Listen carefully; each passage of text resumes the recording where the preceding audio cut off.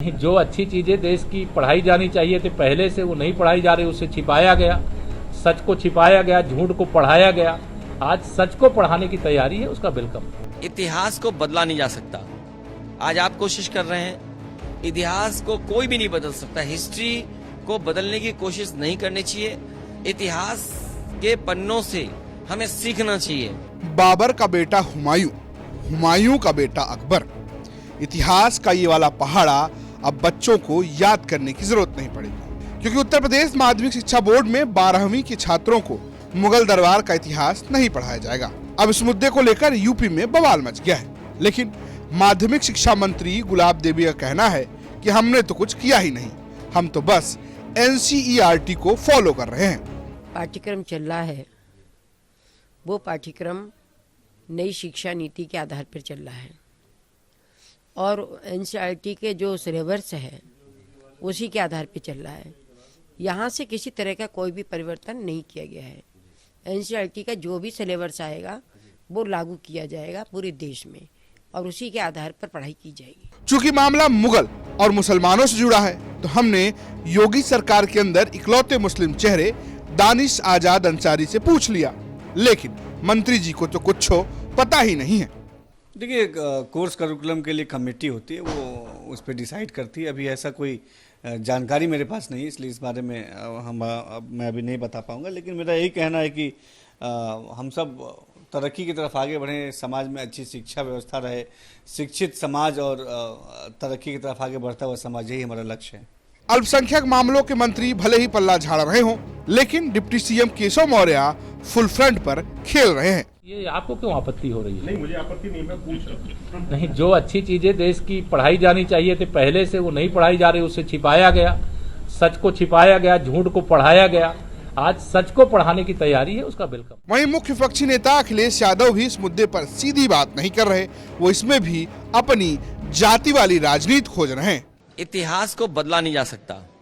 आज आप कोशिश कर रहे हैं, इतिहास को कोई भी नहीं बदल सकता। हिस्ट्री को बदलने की कोशिश नहीं करनी चाहिए।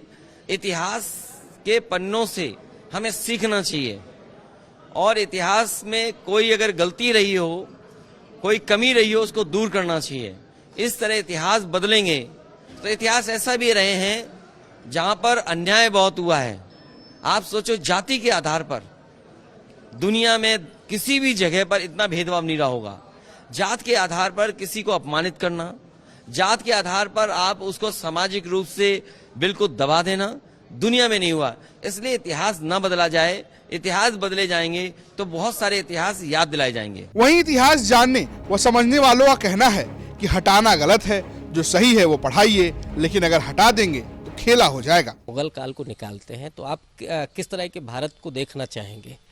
इसमें कोई दो राय नहीं है कि उसी मुगल काल में राजपूतों का भी काल है, उसी मुगल काल में और छोटे छोटे राजाओं का भी काल है, तो उसको पढ़ाया जाना चाहिए। निश्चित रूप से वो पढ़ाया ही जाता है, मुझे नहीं लगता है कि उसमें कोई अनदेखी की गई है। हाँ, ये ज़रूर है कि ये सरकार हिंदुत्व की विचारधारा को लेकर के चल रही है और वो चाहती है कि जो हिंदुत्व की आइडियोलॉजी में राजा फिट हों। वैसे तो मुझे नहीं लगता कि उस समय कोई राजा हिंदू और मुसलमान था, वो सिर्फ राजा था। तो अगर वो ऐसा करना चाहते हैं तो मुझे लगता है कि उसका एक रास्ता ये है कि आप मुगल के इतिहास को भी पढ़ाएं और महाराणा प्रताप से लेकर के शिवाजी के भी सही इतिहास को पढ़ाएं, तो बेहतर समाज का निर्माण हो सकता है। लेकिन ये जो मानसिकता है वो दरअसल इस देश को सांप्रदायिक आधार पर विभाजित करने की वो पूरी कोशिश है। पहले तो उन्होंने कहा कि मुगल भारत आए थे, उन्होंने इस देश को लूटा, उन्होंने इस देश में समस्याएं पैदा की। अब वो उस इतिहास को गायब कराना चाहते हैं, तो इससे क्या हासिल होगा?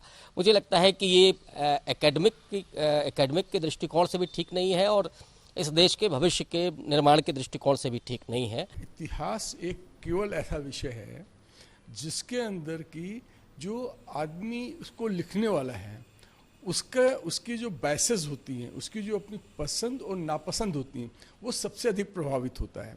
और ज़्यादातर व्यक्ति जो भी होते हैं उनकी अपनी कुछ व्यक्तिगत एक सेट ऑफ वैल्यूज़ होती हैं, जिन वैल्यूज़ से वो किसी घटना विशेष को देखते हैं।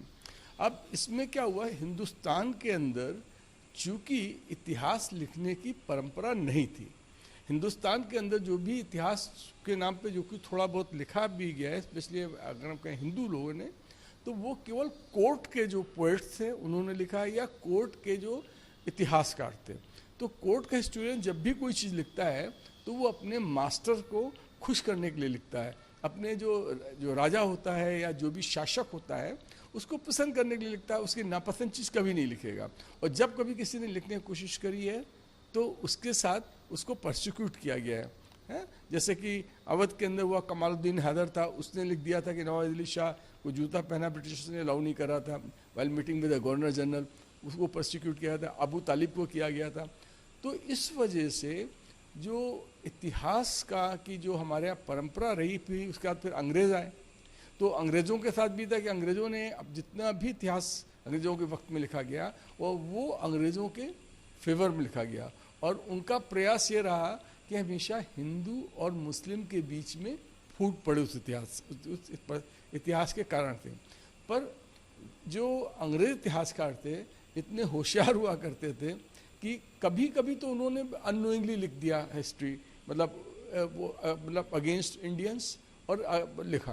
पर ऐसे भी घटनाएं देखने को मिलती हैं कि जब अंग्रेज इतिहासकारों ने जानबूझ के इतिहास के उन तथ्यों को उभारा जिनके अंदर की जो आपके इंडियंस थे और उसमें भी कभी कभी हिंदूज थे और मुस्लिम थे, जिसमें उनको फूट पड़े, तो दोनों को डिग्रेडिंग जो होता कलर्स में उनको दिखाया गया। अब इतिहास के अंदर इस बात की हमेशा संभावना रहती है कि आप इतिहास को एक नए परिप्रेक्ष्य में देखें, आज के परिवेश में देखें। मैं ये नहीं कहूँगा इसको हटा देना चाहिए, मैं उसको हटाना चाहिए, कोई आप अगर इतिहास की किसी कड़ी को बिल्कुल गायब कर देंगे तो उसके मिसिंग लिंक्स नहीं मिलेंगे ना। उसके आगे का भी इतिहास अगर आप जानना चाहेंगे तो उसका कारण, कॉज एंड इफेक्ट नहीं पता लगेगा। लेकिन इतिहास को नई नज़र से देखने की बहुत आवश्यकता है। फिलहाल ये ऐसा मुद्दा है जिस पर सरकार से लेकर विपक्ष तक कोई भी सहज नहीं लग रहा।